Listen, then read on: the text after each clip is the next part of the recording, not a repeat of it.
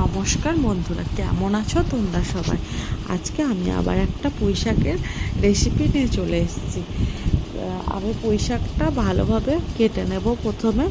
তো আমি পুঁই শাক আর ডাঁটাটা আলাদা আলাদাভাবে রেখে দিয়েছি। আর এর মধ্যে সবজি দিয়ে করবো বলে আমি একটু গাঁটি কচু, মিষ্টি কুমড়ো, পটল আর আলু নিয়ে নিয়েছি। আর যেহেতু আমি চিংড়ি মাছ দিয়ে করবো বলে তার জন্য কয়েকটা চিংড়ি মাছও নিয়ে নিয়েছি। আর সাথে কয়েকটা আমি বড়িও দিয়ে দিয়েছি। এগুলো ভালো করে ভেজে নিয়ে আমি তুলে রাখবো।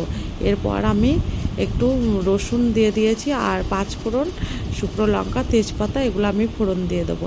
আর রসুনটা আমি থেতো করে নিয়েছি, এটা আমি দিয়ে তেলের ওপরে দিয়ে এটাও আমি ভালো করে লাল করে ভেজে নেবো। এরপর আমি ওই কেটে রাখা পটলটাও দিয়ে দিলাম, কারণ পটলটা একটু প্রথমে ভেজে নিলে ভালো হয়। আর যদি ওই সবজির সাথে একসাথে দিই তাহলে পটলটা পরে ভালো করে ভাজা হয় না। আর পুঁই শাকের মধ্যে আমি মশলা অল্প একটু সর্ষে, গোটা জিরে, আদা আর কাঁচা লঙ্কা দিয়েছি। আর এরপর আমি দেখো পটলটাও ভাজা হয়ে গেছে। এরপর আমি সব সবজিগুলো দিয়ে আবার একটু ভালোভাবে আমাকে ভেজে নিতে হবে। আর দেখো প্রায় আমার মনে হচ্ছে এগুলো সবজিগুলো প্রায় ভাজা হয়ে গেছে। তো এরপর আমি যে পুঁই শাকের ডাঁটাটা কেটে রেখেছিলাম ওটাও আমি এর মধ্যে দিয়ে আবার এটাও একটু ভেজে নেব। ভাজা হয়ে যাওয়ার পর আমাকে ওই মশলাটা একটা পেস্ট তৈরি করে নিতে হবে।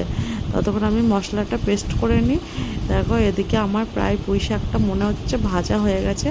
এরপর আমি একে একে লবণ, হলুদ দিয়ে দেব। তো দেওয়ার পর আবার এটাকে আমি ভালোভাবে একটু নেড়ে নেব। তো ওই মশলাটাও আমার ততক্ষণে পেস্ট হয়ে গেল। এবার আমি মশলাটাও দিয়ে পুঁই শাকটা একটু ভালো করে কষিয়ে নিতে হবে, যাতে কাঁচা মশলার গন্ধ না বেরোয়। অনেকেই হয়তো ভাববে যে আদা জিরে আবার সর্ষে কেন বাটা দিলাম। তোমরা চাইলে আদা জিরেও বাটা দিতে পারো। আমি সর্ষেটা দিলাম কারণ সর্ষেটা দিলে অন্যরকম খেতে লাগে। তো এরপর আমি যে পুঁইয়ের পাতাগুলো রেখেছিলাম ওগুলো আমি দিয়ে দিলাম, দিয়ে কিছুক্ষণের জন্য সিদ্ধর জন্য আমি বসিয়ে দেবো অল্প আঁচে। এরপর আমি দেখো আমার পাতাটা সিদ্ধ হয়ে গেছে। তো ঢাকনা, এবার আমি সবজিটা মানে নিচে ওপর করে। তো দেখো পুঁই শাকের মধ্যে আমার একটু জল দিতে হয়নি, পাতা থেকে অনেক জল বেরিয়ে গেছে।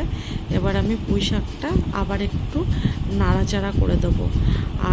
আর একটু সিদ্ধ হওয়ার জন্য আর জলও আছে অনেকটা, তার জন্য আমি আবার মিডিয়াম আছে কিছুক্ষণের জন্য ঢেকে রেখে দেবো। তো দেখো এবার আমি ঢাকনা সরিয়ে প্রায় জলটাও আমার এদিকে মানে শুকিয়ে গেছে। আর আমার সবজি টবজি সবই সিদ্ধ হয়ে গেছে। তো এরপর আমি এর ওপরে অল্প একটু চিনি দিয়ে দিলাম। তো চিনিটা দিলে ভালো লাগে পুঁই শাকের মধ্যে খেতে।